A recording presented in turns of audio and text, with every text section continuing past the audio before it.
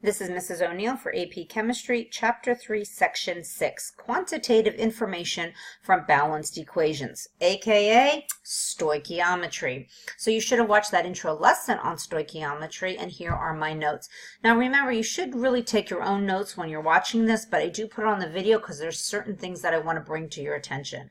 So we talked about what stoichiometry is, and again, it's measuring those atoms in a chemical reaction. Whatever is given in the equation has to be taken out of the equation. In other words, law of conservation of mass. Mass cannot be created or destroyed. He used musical chairs as an analogy, and then he also talked about how the chair is the limiting reactant. And again, he talked about how there's sometimes not enough chairs and sometimes there's not enough people. He gave you that nice little flow chart, and a good reminder is that those coefficients in the balanced equation equals the number of moles. So if there's no number in front of this lead-2 nitrate, that means there's 1 mole, right? It's understood. You don't always put a 1 there, but it's understood. So he gave an expected product problem. He called it, if we start with 24.6 grams of methane, how much water are we going to get out? So I like his setup, very similar to the setup that I use, grams to moles, moles to that mole ratio, and then back to grams because that's what we want as an answer for our water. So we start with grams of methane. We use that formula mass. We go to that mole ratio. Here is the only time we're using the coefficients in the balanced equation, and then back to grams again for water because that's the unit we want. All of those units cancel out. We do the mathematics, and remember, do it in your calculator in order. So 24.6 divided by 1 times 1 divided by 16.5 times divide equals. So this is really telling us that if we have 24.6 grams of methane, we would produce 55.2 grams of water. So we talked about the limiting reactant and how there's a before and an after, right? So we don't have enough of one of the reactants. That's why it's called a limiting reactant. We don't have one of the reactants. We don't have enough of it for the reaction to go to completion. So in other words, the other reactant, there must be some left over. So what is the limiting reactant in this reaction? Well, the methane. So if we had more, we could have made more product. So here's an example. We have 10 grams of methane and 10 grams of oxygen. So how much, I don't remember now if you went to CO2 or H2O, how much are we going to be able to produce with those amounts? So he did the problem straight through twice. So he started out with grams of the methane and the grams of the oxygen. He went to the moles of those two substances. Now this is where I would have went to moles of the CO2 because that's what we want, the moles of the CO2, using that mole ratio from the balanced equation. And I actually would have stopped it here. I would have said which one gave me the least number of moles of the CO2. Then I would have finished the problem. I would have only finished the problem once.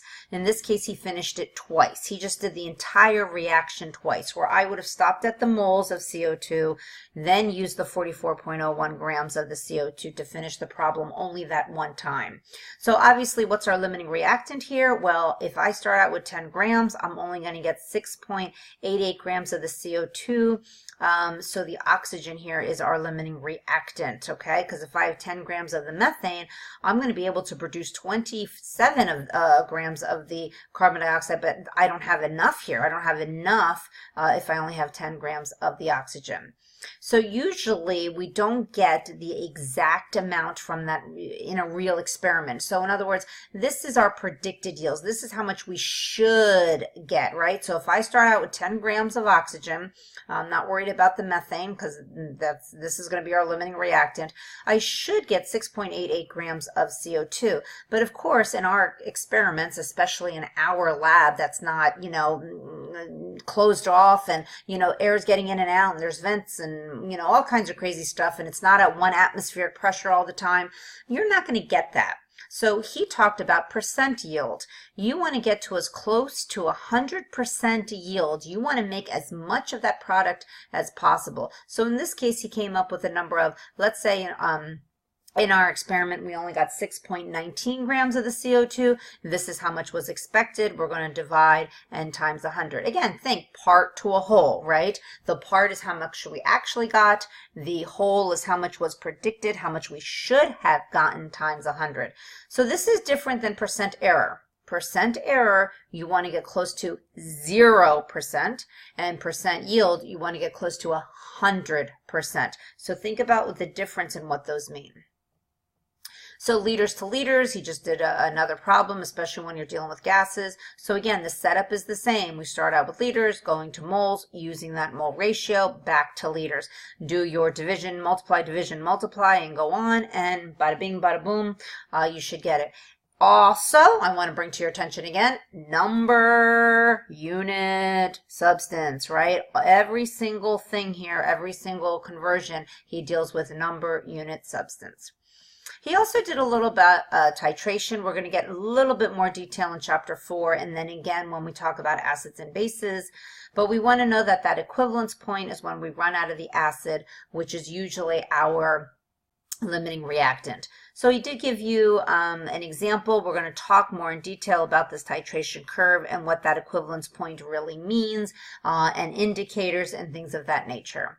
So he did talk about, though, this is the one thing you should know, though, is the titration is really another stoichiometry problem. So we're starting out with 30 milliliters of solution. We go to liters. We're going to use the molarity.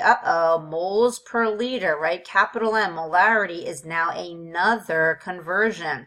So we're going to go from liters to moles using the molarity, and then our mole ratio from our balanced equation to find how many moles of the acid, and then we can continue finding the molar mass of the acid and getting grams of our unknown substance. Really, that's the ultimate at the end here is how many grams of the acid we used. So we'll talk a little bit more in detail, but notice whatever we started with, we needed to get to moles, and once we got to moles, we can go anywhere in any substance in that balanced equation. So back to your notes packet. Again, I strongly suggest pausing the video, filling in the blanks, and then playing to hear my words. So our objective here is to use quantitative information from the formulas and equations and the mole concept to predict how much substance is either consumed or produced in a chemical reaction. So this is what stoichiometry means for those of you who like to know where things come from. And this is what you're used to. This is what I call easy-ish, right? Most of the time we're starting either at mole, mass, volume, or particles. We can add molarity there. Any of these need to get to our moles of what we have, use our mole ratio from the balanced equation, and then get to moles of what we want. Then from moles of what we want, we can go anywhere. We can go back to mass of that substance, volume, particles, or molarity. So we want to remember that here's our starting point. Always, always, always go to moles. Use that mole ratio in the balanced equation to get us from one substance to another. And then when we have the moles of that substance, we can go anywhere. So this one's a little bit more complex. Similar, but more complex. This is your AP version. Okay, so again, you can get to any one of these A substances, get to moles, use your balanced equation, go to moles of your B substance, and then you can get to anywhere else. So we'll work on this, but this is basically AP Chem right here. Always, always, always, when in doubt, go to moles, because once you're at moles of one substance, it's real easy to go to moles of another substance. So here's a stoichiometry problem. See if you can figure this out. I even give you kind of a rundown or a game plan again. First, you need that balanced equation. Then you're going to convert grams to moles of the copper. You're going to go from moles of copper to moles of the silver using your coefficients. And then you're going to go from those moles of silver to grams of silver using molar mass again. So see if you can figure that out. And then play the video to get the answer. Again, you're using moles to moles. That's the only time you're using those coefficients. So here's our answer, starting with our reaction. So hopefully you got that. I always like to write out the equation or the reaction. I always put a question mark grams where what I want, and where I'm starting from, I put it right underneath. So if you can get all this from the word problem, the balanced equation, and then what you have, what you want, you're golden. So we're going to start with grams. use molar mass, use the mole ratio from the balanced equation, back to grams, do your mathematics, and you get 136, 3 sig figs. Notice number, unit, substance. So here's another stoichiometry problem. Now this is dealing with molarity. So this one's slightly different. See if you can come up with some kind of game plan and maybe start the problem, and then again play the video to hear the answer. So again, here's our equation. Look what I did. We started out with 912 milligrams of the aluminum hydroxide. They also gave us 0.1 molar hydrochloric acid, and we want to know how many liters. So here we go. So we want to remember that that molarity equals moles per liter. So we're starting out with milligrams. I don't like dealing with milligrams. Let's go to grams. From grams, now we can go to moles. Now from moles, we can go to the mole ratio. So moles of my one thing, the A substance, the what I have, to moles of what I want. Now we're going to use that molarity, and now we're going to use that as 1 liter over 0.1 moles. Notice I'm using molarity, but now instead of moles per liter, it's liters per mole. It doesn't really matter. Like I said, it is a conversion. We can use the 1 over the 0.1 or the 0.1 over 1. Just make sure that you're using the proper units, because then you're going to cancel those moles out and get an answer of 0.35 liters. And we started here with 2 sig figs. 0.10 is 2 sig figs, so our answer should only have 2 sig figs. So I know that was a little bit trickier and a little bit more complicated, but we will do some practice problems. Okay, I don't know about you, but that's making my head spin just like this, the end sign. All right, see you in class.